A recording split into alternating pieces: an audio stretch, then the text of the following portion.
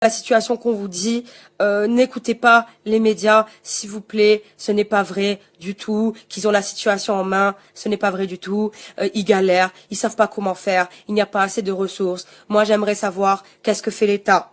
Voilà, quand c'est pour pour les autres, on est les premiers à aller sucer le kiki de tout le monde.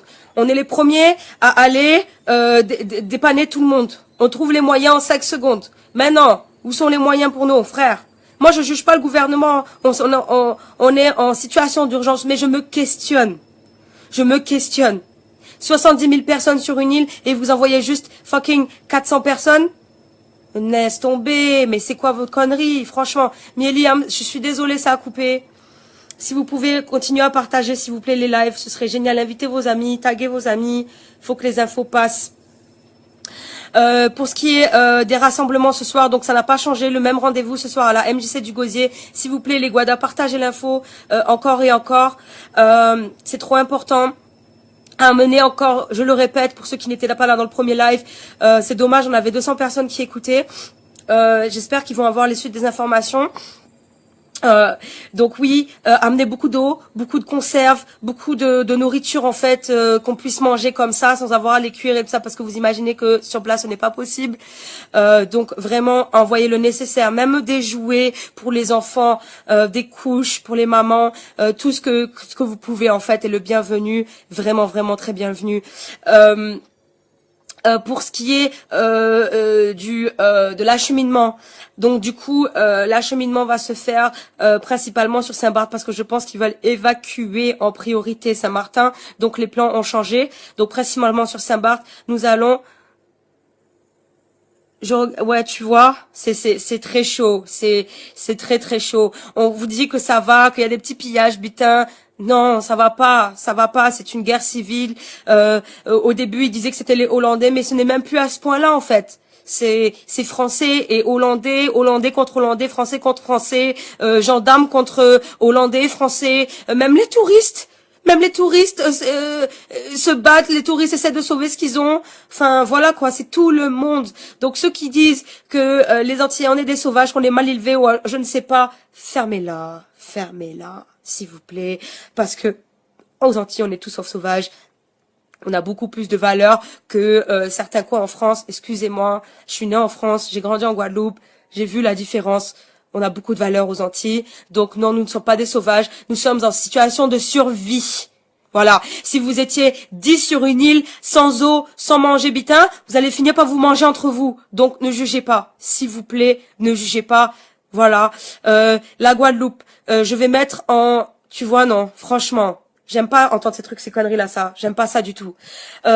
S'il vous plaît, les gens qui sont en Guadeloupe, Martinique, il y a des plans en place pour accueillir les familles en fait sinistrées et qui vont se faire évacuer en urgence dès cet après-midi, ce soir et demain.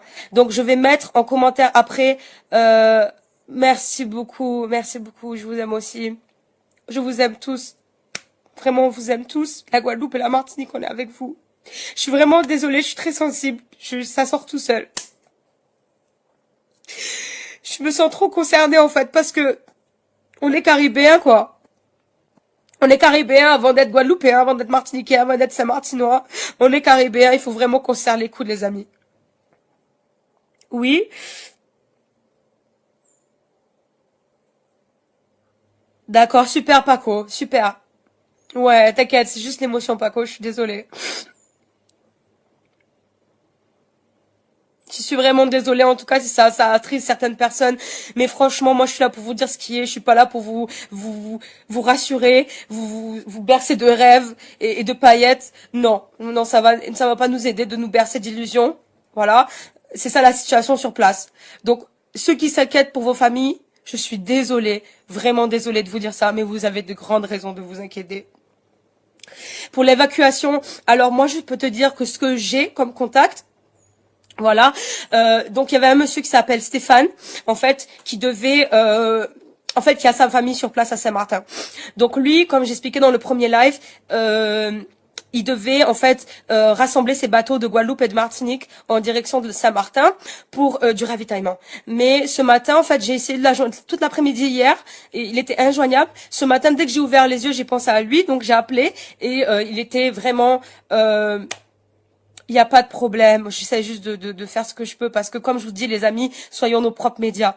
Parce que les médias, ils disent juste ce qui arrange l'image du gouvernement. Voilà. Encore une fois, on va dire, oh, Macron, le gouvernement de l'année, nanana, kounya mamanzot. C'est pas vrai. C'est pas vrai. C'est pas vrai du tout. Vraiment pas vrai du tout. Macron, je sais qu'il est jeune, je sais que vraiment c'est beaucoup à gérer pour le début d'un mandat, mais excusez-moi, on a les moyens de faire plus, voilà. Pourquoi ils ont un hélicoptère, un fucking hélicoptère, cette connasse de ministre de l'Outre-mer, excusez-moi de dire, si tu regardes un ministre un jour, va te faire foutre.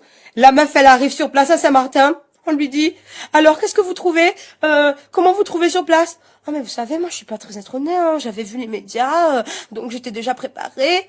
Les sales putes, tu peux pas avoir un petit peu de compassion pour nos gens? Mais non, que dis-je? Ce n'est pas vos gens. On est de la merde. Voilà, c'est ça la vérité. Les Caribéens, on est vos merdes. C'est toujours la colonisation. C'est ça la vérité. Voilà. Et juste pour vous dire, les Français, on a des lois postcoloniales aux Antilles. Voilà. Il y a des trucs qui ne changent pas et qui ne changeront jamais. On se bat encore tous les jours pour enlever des fucking lois napoléoniennes. Même en Guadeloupe, vous savez, on n'a pas le droit de faire pousser des fraises. Voilà, si on fait pousser des fraises, on est passible de prison en Guadeloupe. Est-ce que vous savez ça? Moi, je vous le dis. Ça, vous imaginez des conneries comme ça. Imaginez à grande échelle. Mais bien sûr qu'on en a rien à foutre de notre gueule. Bien sûr. On n'a même pas le droit de faire pousser des fucking fraises. Tu vois, non? Franchement. Donc, déjà, allons nous battre pour nos droits fondamentaux. Voilà. Déjà, si on avait plus de marge en Guadeloupe et en Martinique, on serait autosuffisant. Déjà. Mais c'est ça le truc. Ils ne veulent pas qu'on soit autosuffisant. Voilà. Donc c'est plus facile de ne laisser nous autres, de détruire entre nous tous. Voilà. Excusez-moi, je sais pas d'être dans le dramatique et tout. J'essaie juste de vous dire les choses comme elles sont. En Saint-Martin, en ce moment, ça fait 3 jours qu'ils sont dans le noir. Et les secours, ces trous du cul, ils arrivent à 3 heures du matin. Voilà. En plus, les mecs, ils savent même pas à quelle heure arriver. Même pour leur propre... Voilà, il y a de la houle en plus à Saint-Martin. Donc les gars arrivent, voilà, il y a de la houle. Les gens tombent dans l'eau et les secours, ils sont où? Pas ni penser quoi encore. C'est ça la vérité. Ces trous du cul là. Ils savent même pas comment sauver les gens. Et après, on s'étonne que la Croix-Rouge recrute. Mais il n'y a même pas de professionnels sur la santé sérieux, sur place qualifiés. Voilà, les militaires, écoutez, les moyens que nous avons en France, hein. Laissez-moi vous dire que quand même en France, nous avons les agents secrets les mieux formés de la Terre. Voilà. Et ces messieurs, ils savent pas comment gérer une situation de crise. Une situation de crise, comme ça, un ouragan qui était prévisible, des trajectoires prévisibles.